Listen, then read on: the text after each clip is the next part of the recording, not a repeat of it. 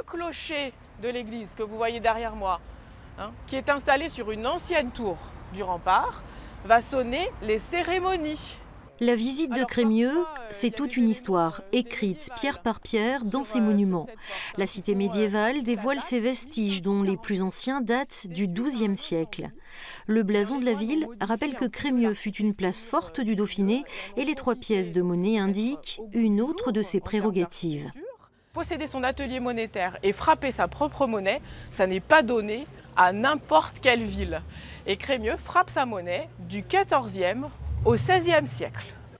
Ouvert le dimanche uniquement pour la visite, l'hôtel de ville renferme la salle des mariages, autrefois appelée le chapitre.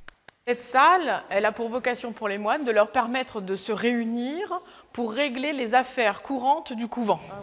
Autre trésor architectural, la halle, témoignage de l'activité économique de Crémieux, dont l'état suscite l'admiration des visiteurs. Je pense que la population de Crémieux est assez fière de son patrimoine, du coup travaille à le rendre attractif et à le préserver. Ouais. Et c'est justement à l'occasion de travaux dans l'église qu'une fresque unique en Europe a été découverte.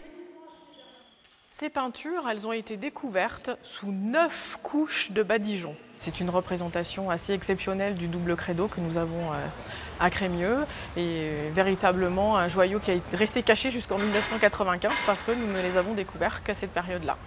La prochaine visite guidée à Crémieux est prévue le 12 août.